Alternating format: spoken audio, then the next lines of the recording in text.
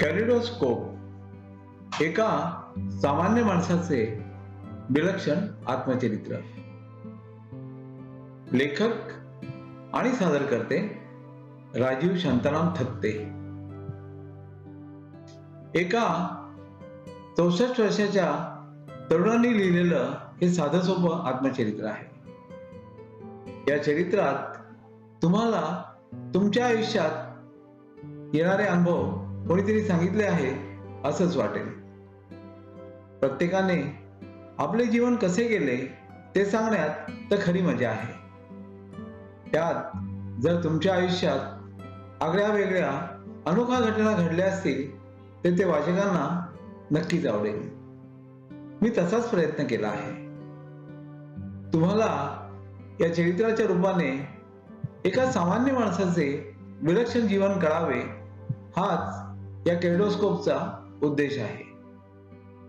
Kaleidoscope मध्ये जसजसे रंग, आकार, प्रकार बदलत जातात किंबहुना कॅलिडोस्कोप हलवताना पुढल्या क्षणी तो कोणता आकार दाखवणार आहे याचीही आपल्याला कल्पना नसते. आयुष्यही असेच क्षणोक्षणी बदलत जाते. आपण कल्पनाही केली नसेल असे प्रसंग उद्भवतात, ओढवतात. ते सारे वाचण्यातही एक वेगळीच मजा असते.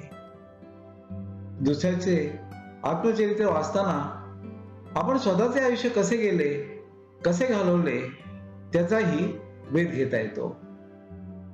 तसा वेध घेण्याची इच्छा आपणा सर्वांना हो ही ईश्वरचरणी प्रार्थना. मेरिकोशी सेटलमेंट. एक दिवस मेरिको इंडस्ट्रीज मधून श्री सरोटे यांचा फोन आला. त्यांनी मॅनेजमेंटशी हेअर अँड केअर ब्रँड विषयी टार्गेट फार्माशी सेटलमेंट करण्यासाठी मंजुरी मिळाली होती असे मला सांगितले. मी कारमधून हिंदूच्या हॉस्पिटलमध्ये जात होतो. ऍक्सिडेंट नंतर नियमित तपासणीसाठी मी हिंदुजाला जात असे. काय टर्म्सवर मेरिको सेटल करायला तयार आहे, मी श्री सरोटे यांना प्रश्न विचारला. तुम्हाला काही रक्कम देऊन तुमच्याकडून हेअर अँड केअर ब्रँड विकत घ्यावा असे मेरिकोने ठरवले आहे. साधारण 25 लाख रुपये टार्गेट फार्माला द्यावेत व टार्गेट फार्माने हेअर अँड केअरवर ब्रँडचा आपला हक्क सोडावा असा प्रस्ताव मांडण्यास मला कंपनीने परवानगी दिली आहे, श्री सरोटे यांनी सांगितले. सरोटे साहेब, 25 लाख रक्कम फारच कमी होते. एवढी कमी रक्कम स्वीकारावी असा सल्ला मी टार्गेट फार्माला देऊ शकणार नाही, मी श्री सरोटे साहेबांना सांगितले. तुम्ही किती रकमेला सेटलमेंटला तयार आहात ती रक्कम मला सांगा. मी मॅनेजमेंटशी बोलतो आणि त्यांना मान्य असेल तर तसे तुम्हाला सांगतो, सरोटे म्हणाले. त्यांच्या स्वरात मला टार्गेट फार्माविषयी सहानुभूती आणि हा ब्रँडचा इश्यू कायमचा संपायचा अशी भावना दिसून आली. मी टार्गेट फार्माच्या बोर्ड ऑफ डायरेक्टर्स मध्ये प्रस्ताव देईन.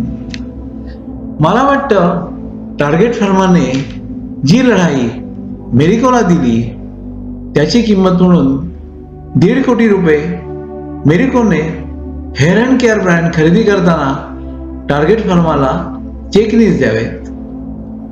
टार्गेट फार्माने मेरिको सारख्या एका बलाढ्य कंपनीला सेटलमेंट करायला भाग पडले याचे समाधान टार्गेट फार्माच्या डायरेक्टर्सना तसेच कर्मचाऱ्यांनाही मिळेल आणि त्यांच्या समाधानात मलाही एका बलाढ्य कंपनीला शेवटी शरणागती पत्करावी लागली याचे अनोखे यश मिळाल्याचे समाधानही मिळेल. तुम्ही या सेटलमेंट मध्ये एका मराठी उद्योजकाला न्याय मिळवून दिल्याचे अनोखे समाधान तुम्हालाही मिळेल असे मला वाटते. हे 1.5 कोटी रुपये मेरिकोने एका मध्यस्थ किंवा मीडिएटर वकिलाकडे आधीच सोपवावेत. जशा कोर्टातल्या केसेस दोन्ही बाजूंनी विड्रॉ केल्या जातील तसे पार्ट डिस्बर्समेंट टार्गेट फर्माला मेरिको देईल. एफडीए मध्ये हेअर अँड केअरचा फॉर्म्युला आणि ब्रँड मेरिकोला दिला गेल्याचे पत्र टार्गेट फर्मा देईल. म्हणजेच मेरिको आणि टार्गेट फर्मामधील ब्रँड डिस्प्यूट शेवटी संपेल. शेवटची गोष्ट म्हणजे टार्गेट फर्मावर असलेली कोट्यावधींची मेरिकोची एक्साइज लायबिलिटी मेरिकोने स्वीकारावी आणि तसे ॲग्रीमेंट मेरिको आणि टार्गेटमध्ये असावे असे मला वाटते. मी भाऊक होऊन सी सरोटे यांना म्हणालो, ठीक आहे, मी मॅनेजमेंटशी तसं बोलतो. शक्यतो तुमच्या प्रपोजलला मान्यता मिळेल असे सर्वतोरी प्रयत्न मी करेन. श्री सरोटे म्हणाले, मला पूर्ण विश्वास होता की श्री सरोटे साहेब या टार्गेट फर्माच्या मागण्या नक्की मान्य करतील आणि लवकरच हा प्रश्न कायमचा सुटेल. वर सांगितलेल्या सर्व टर्म्स मेरिको इंडस्ट्रीज लिमिटेडनी मान्य केला. पुढील 6 महिन्यात मेरिकोने ॲग्रीड टर्म्सचे पालन केले. टार्गेट फर्मानेही एफडीएला टार्गेट आणि मेरिको यांच्यामधील ब्रँड डिस्प्यूट संपल्याचे पत्र दिले. मेरिकोनी जे 1.5 कोटी रुपये मीडिएटर ॲडव्होकेटच्याकडे जमा होते ते टार्गेट फर्माला दिले. टार्गेट फर्माला मिळालेल्या रुपये 1.5 कोटी रकमेच्या 4 डिमांड ड्राफ्टची कलर झेरॉक्स मी आजही माझ्याकडे जपून ठेवली आहे. टार्गेट फर्मा प्रायव्हेट लिमिटेड या एका स्मॉल स्केल कंपनीने मेरिको इंडस्ट्रीज लिमिटेड सारख्या बलाढ्य कंपनीला नैतिकदृष्ट्या हरवल्याचे एक आगळे वेगळे समाधान मला मिळाले होते. एका सामान्य कुटुंबातून आलेल्या मराठी उद्योजकाची ही भरारी माझ्या परिचितांना नक्कीच भावून गेली हे निश्चित.